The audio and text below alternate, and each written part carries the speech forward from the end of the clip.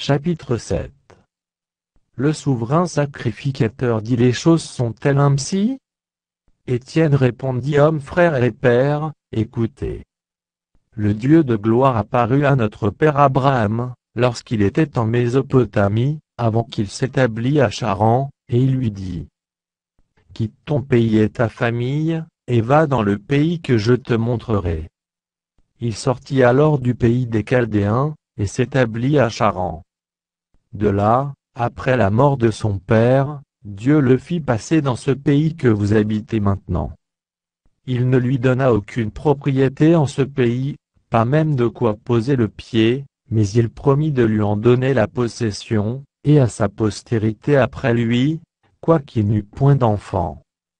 Dieu parla ainsi: sa postérité séjournera dans un pays étranger, on la réduira en servitude, et on la maltraitera pendant 400 ans. Mais la nation à laquelle ils auront été asservis, c'est moi qui la jugerai, dit Dieu. Après cela, ils sortiront, et ils me serviront dans ce lieu-ci. Puis Dieu donna à Abraham l'alliance de la circoncision, et ainsi, Abraham, ayant engendré Isaac, le circoncis le 8e jour, Isaac engendra et circoncis Jacob, et Jacob les 12 patriarches. Les patriarches, jaloux de Joseph, le vendirent pour être emmené en Égypte. Mais Dieu fut avec lui, et le délivra de toutes ses tribulations, il lui donna de la sagesse, et lui fit trouver grâce devant Pharaon, roi d'Égypte, qu'il établit gouverneur d'Égypte et de toute sa maison. Il survint une famine dans tout le pays d'Égypte, et dans celui de Canaan. La détresse était grande, et nos pères ne trouvaient pas de quoi se nourrir. Jacob apprit qu'il y avait du blé en Égypte, et il y envoya nos pères une première fois. Et la seconde fois, Joseph fut reconnu par ses frères, et Pharaon sut de quelle famille il était. Puis Joseph envoya chercher son père Jacob, et toute sa famille, composée de 75 personnes. Jacob descendit en Égypte, où il mourut, ainsi que nos pères. Et ils furent transportés à Sichem, et déposés dans le sépulcre qu'Abraham avait acheté, à prix d'argent, des fils des morts, pères de Sichem. Le temps approchait où devait s'accomplir la promesse que Dieu avait faite à Abraham, et le peuple s'accrut et se multiplia en Égypte. Jusqu'à ce que parut un autre roi, qui n'avait pas connu Joseph.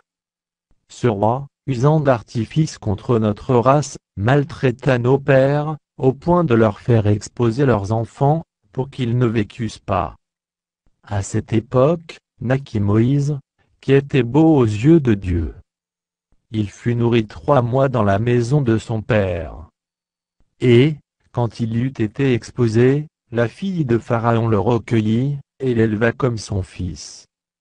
Moïse fut instruit dans toute la sagesse des Égyptiens, et il était puissant en parole et en œuvre.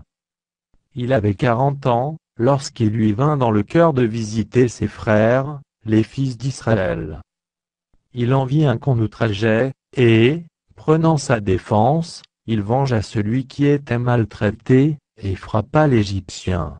Il pensait que ses frères comprendraient, que Dieu leur accordait la délivrance par sa main, mais ils ne comprirent pas. Le jour suivant, il parut au milieu d'eux comme ils se battaient, et il les exhorta à la paix. Hommes, dit-il, vous êtes frères, pourquoi vous maltraitez-vous l'un l'autre? Mais celui qui maltraitait son prochain le repoussa, en disant: qui t'a établi chef et juge sur nous? Veux-tu me tuer, comme tu as tué hier l'Égyptien? À cette parole, Moïse prit la fuite, et il alla séjourner dans le pays de Madian, où il engendra 2 fils. 40 ans plus tard, un ange lui apparut, au désert de la montagne de Sinaï, dans la flamme d'un buisson en feu. Moïse, voyant cela, fut étonné de cette apparition, et, comme il s'approchait pour examiner, la voix du Seigneur se fit entendre. Je suis le Dieu de tes pères, le Dieu d'Abraham, d'Isaac et de Jacob. Et Moïse, tout tremblant, n'osait regarder. Le Seigneur lui dit: ôte tes souliers de tes pieds, car le lieu sur lequel tu te tiens est une terre sainte. J'ai vu la souffrance de mon peuple qui est en Égypte, j'ai entendu ses gémissements, et je suis descendu pour le délivrer. Maintenant, va, je t'enverrai en Égypte. Ce Moïse, qu'ils avaient renié, en disant qu'il t'a établi chef et juge, c'est lui que Dieu envoya comme chef, et comme libérateur avec l'aide de l'ange qui lui était apparu dans le buisson. C'est lui qui les fit sortir d'Égypte, en opérant des prodiges et des miracles au pays d'Égypte, au sein de la mer Rouge, et au désert, pendant 40 ans. C'est ce Moïse qui dit aux fils d'Israël: Dieu vous suscitera d'entre vos frères un prophète comme moi. C'est lui qui, lors de l'assemblée au désert, étant avec l'ange qui lui parlait sur la montagne de Sinaï et avec nos pères, reçut des oracles vivants, pour nous les donner. Nos pères ne voulurent pas lui obéir, ils le repoussèrent, et ils tournèrent leur cœur vers l'Égypte. En disant à Aaron: fais-nous des dieux qui marchent devant nous, car ce Moïse qui nous a fait sortir du pays d'Égypte, nous ne savons ce qu'il est devenu. Et, en ces jours-là, ils firent un veau, ils offrirent un sacrifice à l'idole, et se réjouirent de l'œuvre de leurs mains. Alors Dieu se détourna, et les livra au culte de l'armée du ciel, selon qu'il est écrit dans le livre des prophètes: m'avez-vous offert des victimes, et des sacrifices pendant 40 ans au désert, maison d'Israël, vous avez porté la tente de Moloch et l'étoile du dieu Renfant, ces images que vous avez faites pour les adorer. Aussi vous transporterez au-delà de Babylone. Nos pères avaient au désert le tabernacle du témoignage, comme l'avait ordonné celui qui dit à Moïse de le faire d'après le modèle qu'il avait vu. Et nos pères, l'ayant reçu, l'introduisirent, sous la conduite de Josué, dans le pays qui était possédé par les nations que Dieu chassa devant eux, et il y resta jusqu'au jour de David. David trouva grâce devant Dieu, et demanda d'élever une demeure pour le Dieu de Jacob. Et ce fut Salomon qui lui bâtit une maison. Mais le Très-Haut n'habite pas dans ce qui est fait de main d'homme, comme dit le prophète.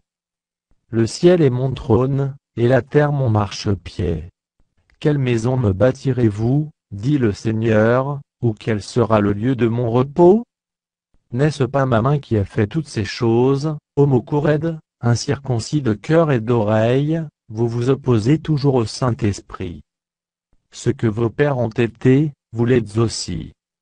Lequel des prophètes vos pères n'ont-ils pas persécuté? Ils ont tué ceux qui annonçaient d'avance la venue du juste, que vous avez livré maintenant, et dont vous avez été les meurtriers. Vous qui avez reçu la loi d'après des commandements d'anges, et qui ne l'avez point gardée, en entendant ces paroles, ils étaient furieux dans leur cœur, et ils grinçaient des dents contre lui. Mais Étienne, rempli du Saint-Esprit, et fixant les regards vers le ciel, vit la gloire de Dieu et Jésus debout à la droite de Dieu. Et il dit: voici, je vois les cieux ouverts, et le Fils de l'homme debout à la droite de Dieu. Ils poussèrent alors de grands cris, en se bouchant les oreilles, et ils se précipitèrent tous ensemble sur lui. Le traînèrent hors de la ville, et le lapidèrent. Les témoins déposèrent leurs vêtements aux pieds d'un jeune homme nommé Saul. Et ils lapidaient Étienne, qui priait et disait: Seigneur Jésus, reçois mon esprit. Puis, s'étant mis à genoux, il s'écria d'une voix forte: Seigneur, ne leur impute pas ce péché. Et, après ces paroles, il s'endormit.